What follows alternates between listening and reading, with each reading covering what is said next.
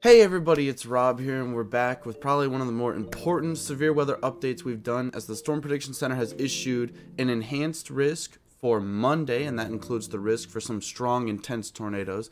And also, they've issued a moderate risk for day 3, Tuesday, which has a 45% chance of seeing significant severe weather. So we've got a lot to talk about. Let's go ahead and get right into the weather models. First, we're going to take a look at our Storm Prediction Center risks. Here we can see the enhanced risk, which takes place from Waco down to Houston, Texas. This includes Austin. Really a rather a broad area of an enhanced risk, and that includes a 10% patched risk for tornadoes. So what that really is basically the chance of us having significant tornadoes. Whenever you see this black outline with the hatching across it, that is specifically talking about strong, intense tornadoes. What's looking more concerning is day 3. This is Tuesday, as we have a moderate risk issued. A very high risk, we have 45% chance with a hatched risk of significant severe weather possible, and the Storm Prediction Center is not taking this tone very lightly at all. They have said a substantial severe weather event, including potential for significant tornadoes, remains evident over the lower Mississippi Valley, central Gulf Coast region Tuesday. They're expecting the potential for a tornado outbreak, the potential for a significant tornado outbreak. Given some of the parameters we've seen in this area, it's very, very much a concern that we will have significant tornadoes right here along the Mississippi River Valley. So let's go ahead and see why this is happening, right? So we have an upper level trough, which is going to be coming down, and as it moves down into Mexico and into Texas, it will actually gain amplitude and sort of expand slightly. So we can see on Monday we already have a relatively broad lower level jet, right? This is very early in the morning. That lower level jet increases with flow, and by midday we start to have a very strong lower level jet present. It's going to be pulling all this really warm, wet, moist air from the Gulf north all the way up to the Texas-Oklahoma border here. And whenever you have this strong flow in the southern levels, and then even stronger flow in the mid to upper levels going a different direction above it, that causes turning in the atmosphere, turning with height. And this will set up for a very volatile atmosphere. The reason that this setup is not as high as the Mississippi setup is it looks very messy. It looks more like a linear storm mode, maybe 2 linear storm modes that are going to be moving kind of back to back. So that is what's going to be causing our setup, and you can see near 70 knots here on this this trough ejection, this lower level jet that is spanned across a very large area here. And we can see as we go into the evening hours on Monday, this lower level jet is very strong, and then it will kind of be displaced. It'll lose its flow a little bit, lose its speed shear, but then as we get into the morning on Tuesday, we can see it reorganizes right here. Louisiana into Mississippi, you've still got a 50, 60, 70 knots of low-level flow here, and that'll move its way into central Mississippi, where potentially the most dangerous severe weather will be happening right here around the hours of between noon to probably 4 p.m. Potentially a very dangerous tornado outbreak could be underway by 4 p.m. here in Mississippi.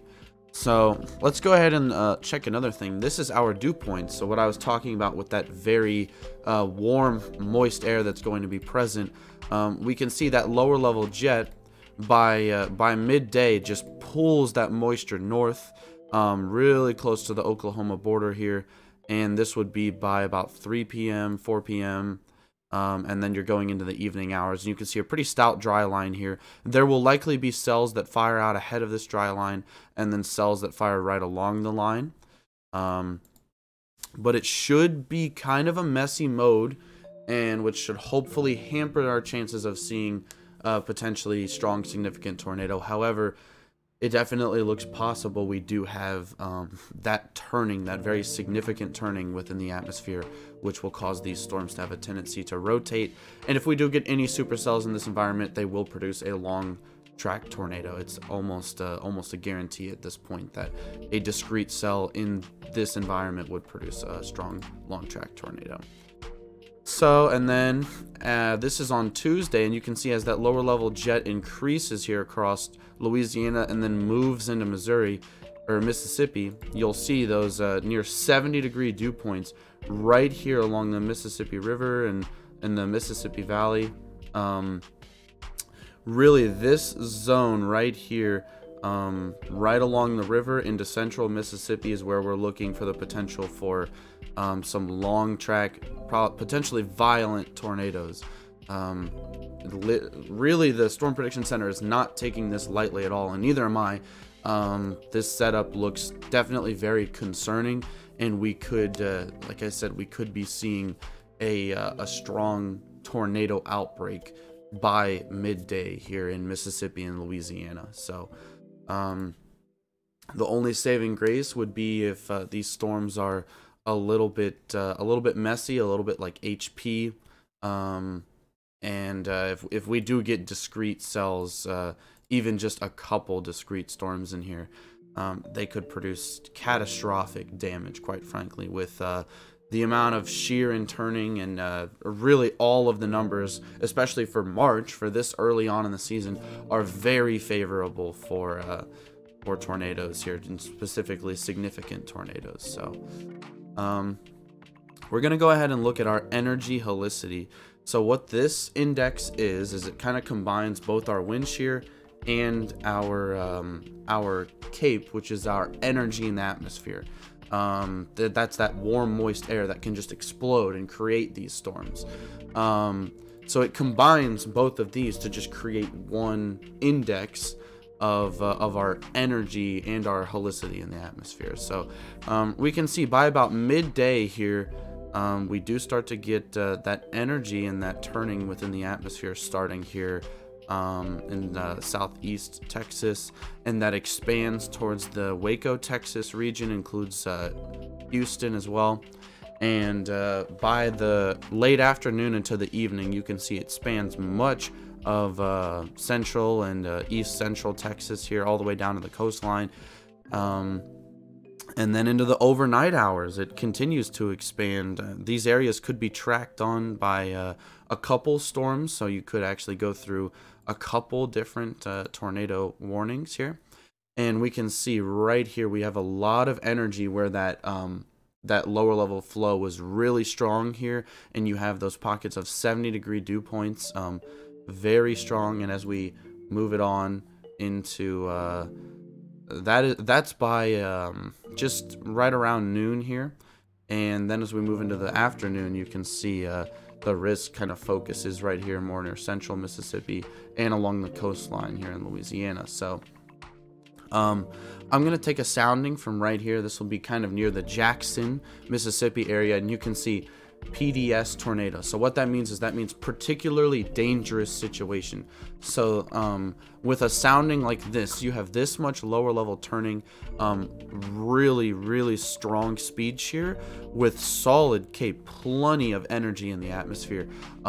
This is a sounding, especially for March, for this time of year, that is indicative of strong, very long track tornadoes. So this is very much a concern, and any discrete cells that fire in this environment will probably spawn a strong long track tornado, if not multiple strong long track tornadoes. So this is very much a concern, and that's why the Storm Prediction Center has issued what I believe, from what I have looked up, is the first time ever that they have issued a moderate risk 3 days in advance. So this could be potentially a very dangerous and significant tornado outbreak, both on Monday and Tuesday. Both of these days have the chance, but Tuesday just looks like it has much more of a chance of forming discrete supercells, and definitely looks very concerning. So I'll keep you guys updated, especially if the Storm Prediction Center does actually go high risk on this event, either day 1 or day 2. That will be very much a concern, and I will be covering that extensively for you guys. So please leave a like and subscribe if you want to get updates like this one. I'm going to be keeping you guys updated. I'm going to have people that I know in the field. I'll potentially be streaming Monday and Tuesday. Specifically, Tuesday is the most important day. So like I said, thank you so much for watching. Please, everyone, be safe out there. I'll see you on the next one. Peace out.